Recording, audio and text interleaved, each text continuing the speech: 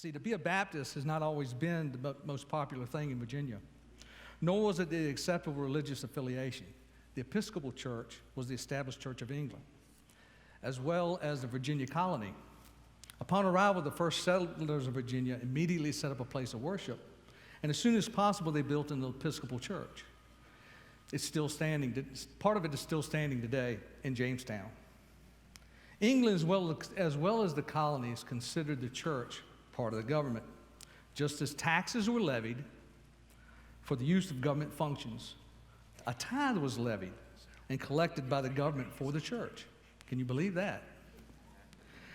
There were very definite connections between the government and the church. You'll find in old records in the city of Chesapeake, in the old records dating back to 1636, there's a tithe book that shows how much each person was assessed a tithe for the upkeep of the church. How would you like your politicians to do that? For many years, religious persecution ran high in Virginia. If you were not part of the Episcopal Church, you were considered an outsider. But despite persecution and bitter opposition, other denominations such as Baptists and Methodists came to worship in Virginia. It appears from the early records the first Baptist church here in southeast Virginia is the Mill Swamp Church in Isle of Wight County, established in 1774. Edward Barra and Edward Mint were responsible for establishing this foothold of the Baptist faith. However, there was one man who was more responsible for establishing religious freedom in Virginia. This, of course, was Thomas Jefferson. He wrote and passed into law the Virginia Statute of Religious Freedom, which reads in part, "No man shall be compelled to frequent, to support, any religious worship, place of ministry, whatsoever, nor shall he be enforced, restrained, molested, or burdened by his body or goods, nor shall otherwise suffer an account on his religious opinions or beliefs. All men shall be free to maintain their own opinions in matters of religion." These ideas expressed in the Statutes of Religious Freedom, which later became accepted nationwide, were considered extremely radical at the time. In the meantime, Barrow and Mint established a church in Nansemond County, which in 1779 became known as Western Branch Church. The church then established Shoulders Hills Baptist Church in 1784. In the records of Shoulders Hill Baptist Church was the first mention of Deep Creek Baptist people and their worship. Records show that in 1785, 12 members were received from Deep Creek, among whom was Jeremiah Rutter. This was 90 years before a Baptist church was established in Deep Creek. We can rest assured that if there were 12 Baptists in Deep Creek in 1785, with sufficient zeal to travel all the way to Shoulders Hill to affiliate with and become members of a Baptist church in Nansemond County, they were spreading their doctrine closer to home. The first building used by the Baptists and other people of faith in Deep Creek was a non-denominational church. It was built sometime before the Civil War. Some folks called it the company church, probably because a company employed a lot of people and they built a church for those people. Very little is known about the building. However, it was destroyed by the Yankee soldiers during the Civil War. After its destruction, the Baptists of the community met in the homes of their members, and before the first Baptist church was officially established. Hey, wait just 1 minute. What's my picture doing up there? Up where? Up there on that big wall. You mean there? And there. Are you the one on the left? Are you the one on the left? I'm George Culpepper, son. Who Oh, in the really? world are you? Well, we'll get to that later. Notice a resemblance. Those are the first deacons of our church. What do you mean, we're the first deacons of Deep Creek Baptist Church? These guys still are the deacons. We just elected us. This is Deep Creek Baptist Church. Son, I don't know what they're putting in your communion cups.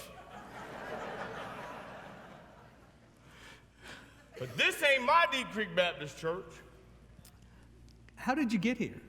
Well, let's see, I running late, woke up, got caught by traffic at this bridge around here that they just put in where I tried to turn left to come down here to my church. And walked through the back door because, you know, I didn't want the preacher to see me. And here I am. I wound up inside here. Well, we're glad you're here. Do you know what year this is? Well, unless I'm wrong, and I hardly ever am, I'm a Culpepper, you know.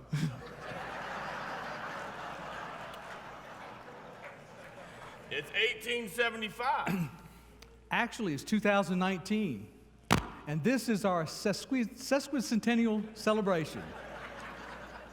Your sesame tree, what? Our sesquicentennial, golly day. I had that down pat. Our sesquicentennial celebration, it means we are celebrating our 150 years anniversary. Your 150th anniversary of what? We just became a Deep Creek Baptist Deep Church. Creek Baptist Church. Today, okay, all right. And if that's you up there on the left, then you must be my great-great-grandfather. My eyes are bad, son. They all look like me. Since you were there at the beginning, what was the first church like? Okay, well, church is about 100 feet long, 30 feet wide, with weathered board siding and a roof with shingles, A-frame. We had a belfry, but we didn't have a bell. We're talking about getting one. So tithe. Well, what year did your church begin? Well, if I remember correctly, it was August 1869. We first met at the Carney place. You ever been to the Carney place? I can't say that I have. Well, I own the Carney place. Well, that's where we first met, and we started with 17 charter members. Well, that's good. Son, you know what? I'd love to stay here and chat, but I got to get back to my real Deep Creek Baptist Church. I married a deal. And I don't want her to put a pop knot on my head big enough to throw a ring around. So, we're glad to see you. I'll see you next time. I don't want to get caught by this bridge again.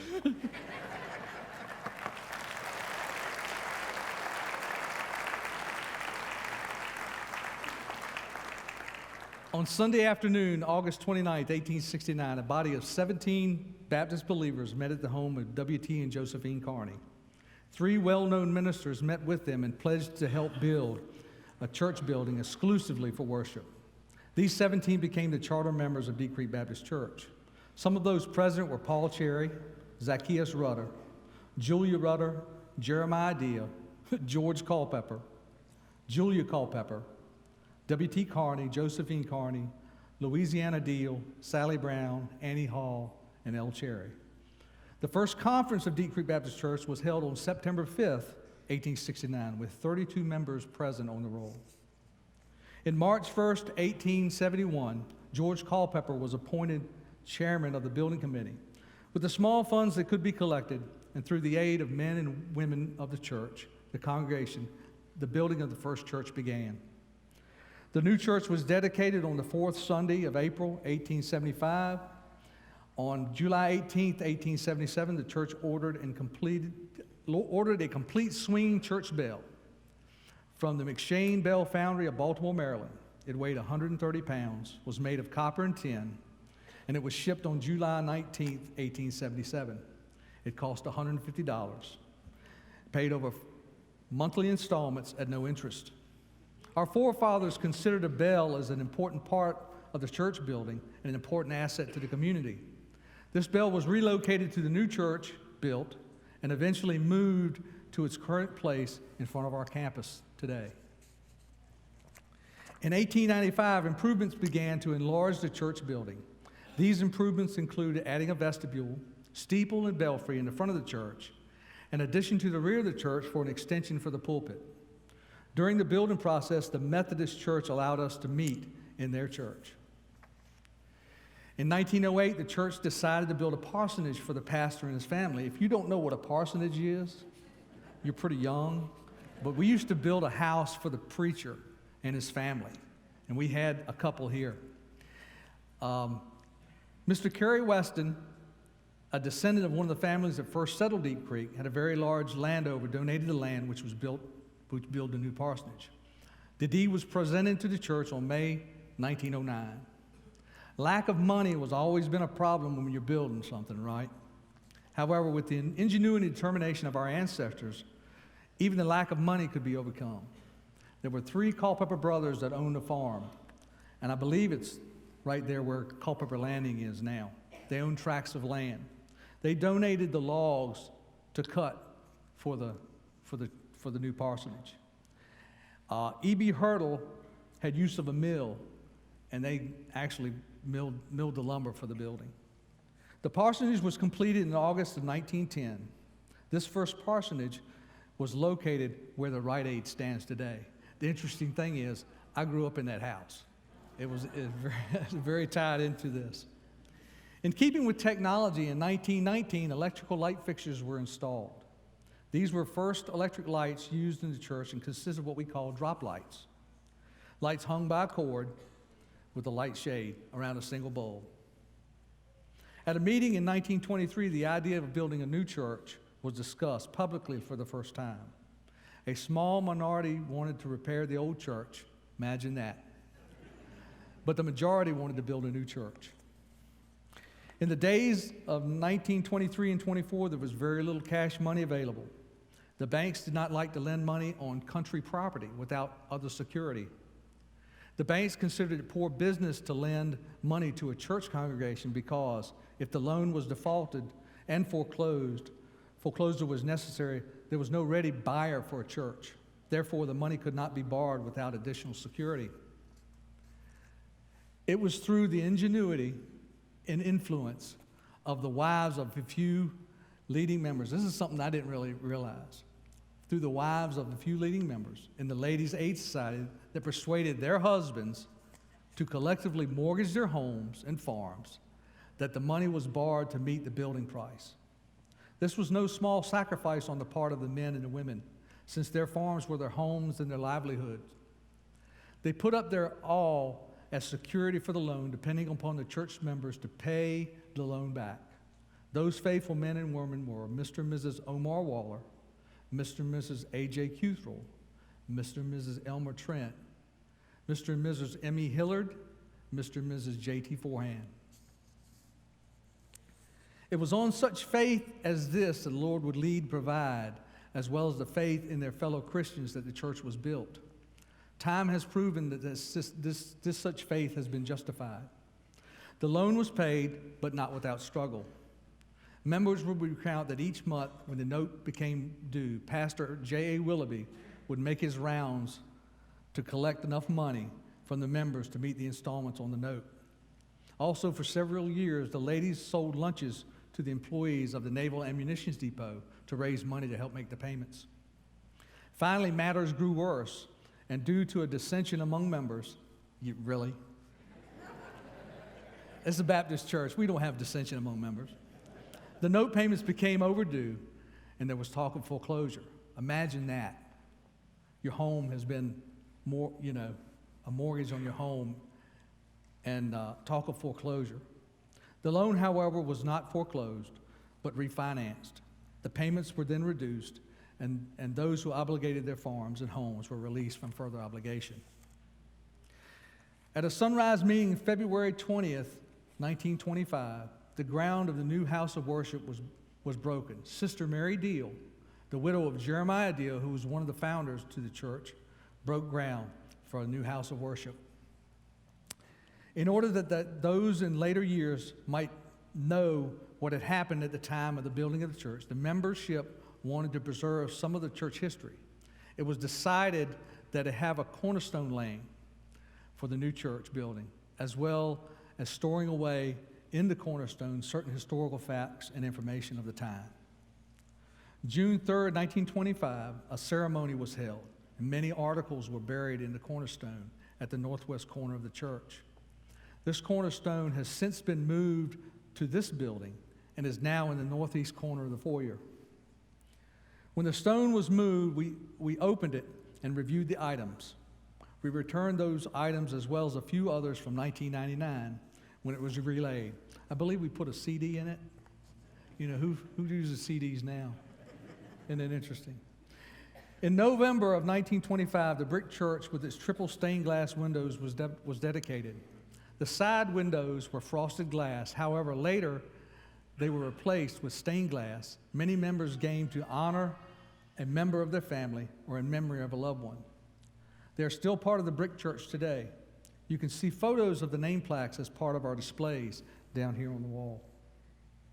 Under the leadership of Reverend Licklider, the years from 1930 to 38 were prosperous for Deep Creek Baptist Church. Although they came in the years of the nation's depression, this church was cleared of debt. In 1946, the parsonage on Old Mill Road was sold, and a new lot was purchased on the west side of George Washington Highway next to the creek. The new brick parsonage was completed in 1948. This house has since been sold, but is still part of the community today. If you travel north on George Washington, just before you get to the Long Bridge, you look on the left, and that's where it'll be. It was during the year of 1949 that the first serious talk about enlarging the church began.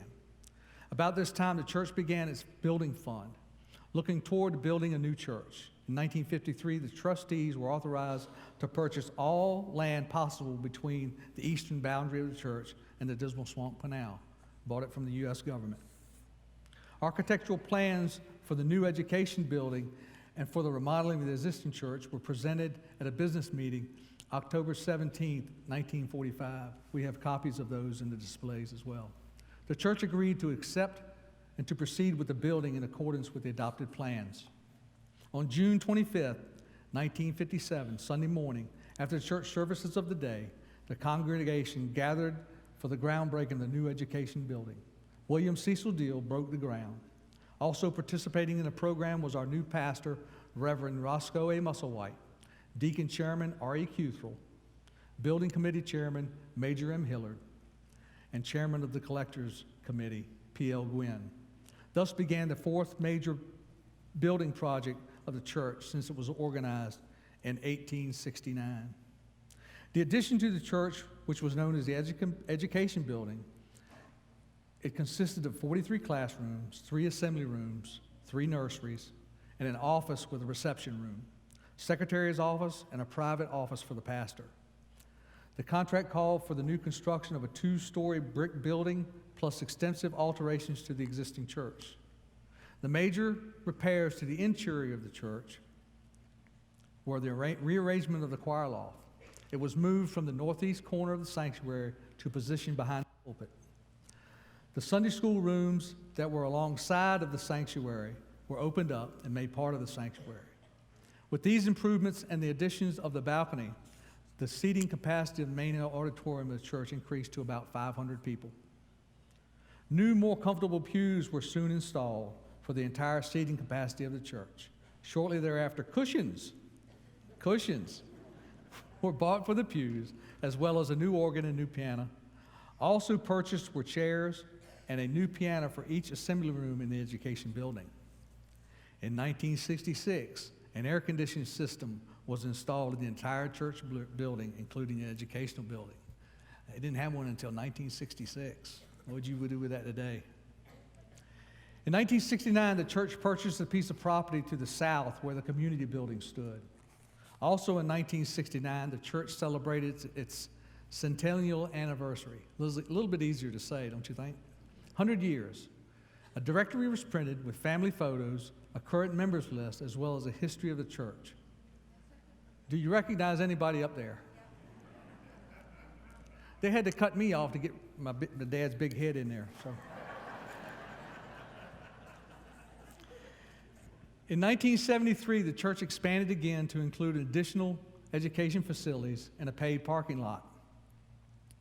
At the time, the church building was moved, the community building was moved from the south side of the church to behind the fire station where it stands today. It was a log cabin structure built in 1933 as part of President Roosevelt WPA program. During the years, the church used this building for Sunday school space and other church functions. Many of us remember the large magnolia tree that stood between the church and the log cabin. Today, every time I smell magnolia blossoms, it takes me back to Vacation Bible School and sitting under that tree eating snow cones. Cherry was my favorite. In one of the photo albums out in the foyer, you will find a dry magnolia leaf, if you were wondering why. In the early 80s, a piece of property was given to the church. This plot of land was about 2/3 of an acre, was located on the south side of Old Mill Road, just across from the parking lot. This was to be one of the greatest gifts God would bestow on our church. In 1986, developer R.G. Moore was willing to trade 16.5 acres for that 2/3 acre plot, with 10.5 acres of buildable land and a 6-acre lake. Most of us drive over this piece of land every day when we come to church. It's the entrance to Mill Creek. As you can see, God has blessed our building program in many ways. I don't know if we got any loaves of bread with that, but I'm sure there was a lot of fish in that lake, if you know what I'm talking about.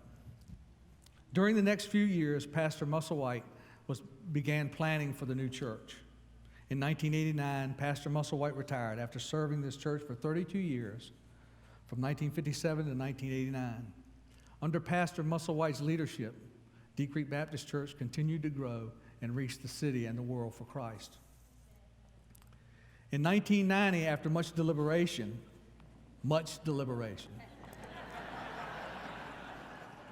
Ernie Myers was called to be pastor of Deep Creek Baptist Church. As you look back through history, time and time again, God has called individuals to certain places at the right time in order to accomplish His will. Ernie's vision for our church, his love for people, and his dedication to the will of God brought our church to such a time as this. From 1991 to 93, a new Family Life Center was built, expanded our education facilities, once again, as well as the addition of a gymnasium. This would host many Christmas and Easter performances, continuing to spread the gospel to our ever-expanding community. With the vision continuing, in October 1993, the fundraising program, Together We Build, was adopted to begin the fundraising for the new church. This program was a resounding success, and it was an exciting time in the life of our church. However, it was not without growing pains.